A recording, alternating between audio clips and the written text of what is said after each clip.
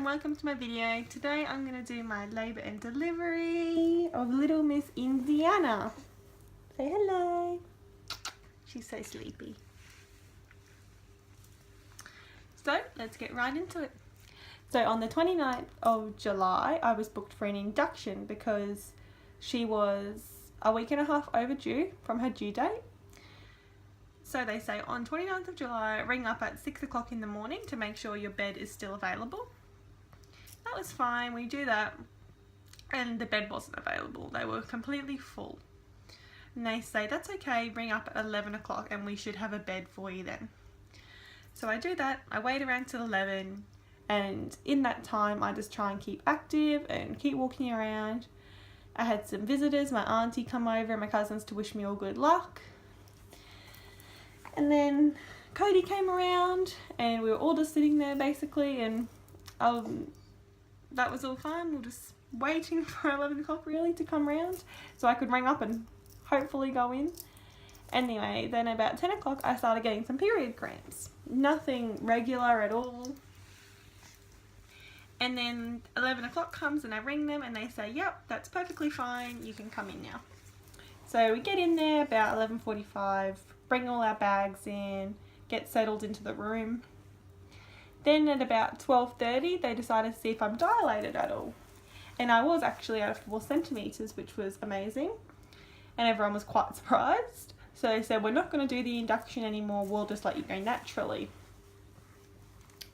So at about 12:30 they broke my waters and they had discovered that she had meconium in the waters. So she'd already pooed inside me basically. And they wanted her out as fast as possible to make sure she doesn't swallow it and get infected or anything like that. So that was fine.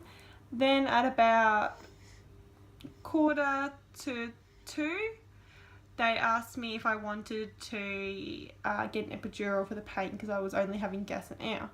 And they were coming really quick, really intense. So I decided, yep, I'll have the epidural. They said, you will have to go on a waiting list though for the anaesthesiologist. I said, yeah, that's fine. So the anaesthesiologist comes in about half an hour later and they said, okay, we're ready to do this. Now, when you're having the epidural, you have to lay extremely still. And at this time, I was having contraction after contraction after contraction. There was no break at all. And she actually said, the anaesthesiologist said to the doctors and the midwives, you know, she's having these really quick and really coming one after another. And they said, yeah, that's fine. First baby, you know, she's going to be a while. Everyone was expecting at least, 2 days. Then I just said, no, I feel a lot of pressure. I think I need to push. And one of the midwives says, okay, well, we can check you. And I was at 6 centimetres. So not close enough to push yet, but I had made progress. Oh. You right? And then as I'm laying there getting epidural, they'd done that and that was probably finished and all done at about 3:30. Then about 5 to 4 o'clock comes and I can feel everything still. And they're like, that's a bit strange, it should have worked by now. So I'm, getting flipped from this side to this side to this side to this side, hoping that will help the epidural work. Nothing worked. So they call the anaesthesiologist back in about 4:10. She ups the dosage. And then they put more of the stuff in, whatever it is, and the numbing, and nothing still worked. I could still feel everything. Then at about 4:15, I said again, I need to push. And they said, no, it's fine. You're only 6 centimetres like an hour and a half ago. It can't go to 10 that quick, especially for a first baby.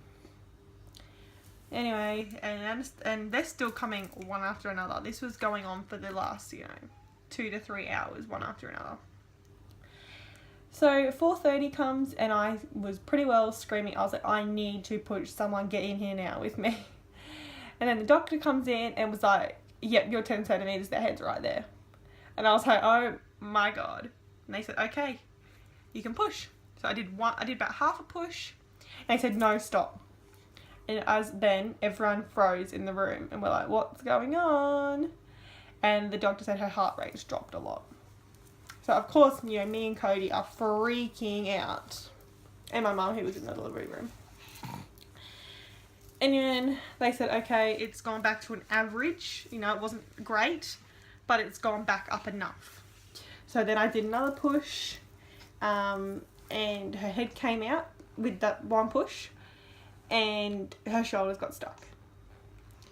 So they had to use a vacuum, which is basically a suction cup that's... Oh, excuse you, little lady. My goodness.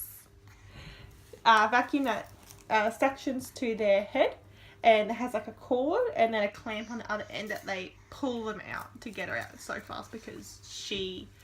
oh, yucky. Because her heart rate dropped so much they had to get her out quickly. Oh, spit up. Not to spit up. So then she came out, when they had the vacuum, they said another push. So another one push, and she was born within those 2 pushes and the help of the vacuum. She did also, when they attached the vacuum, they also did attach a little clip to her head that has a heart rate monitor, which got a better reading. But yeah, she was born with the 2 pushes, and we had to also have the pediatrician in the room with us because she did swallow meconium to make sure she hadn't swallowed it or breathed it in to get the infection in her lungs. But she came back all clear for that because it looked like she hadn't swallowed any of it, which was such a plus because otherwise she would have had to be in the NICU and be on antibiotics and a whole heap of other stuff. But she was perfect when she came out. Then, because she was born so quickly, I did end up with a 2nd-degree tear and ended up with stitches. But that was fine with me as long as she was happy and healthy. I can put up with some stitches. But hey, everything was very fast, very quick, but a very good labour. And I would do it all over again, wouldn't we? Hey. So we would do it all again. But yeah. Thank you so much for watching this video about me and little Indiana. And yeah, keep updated for her 1-month update.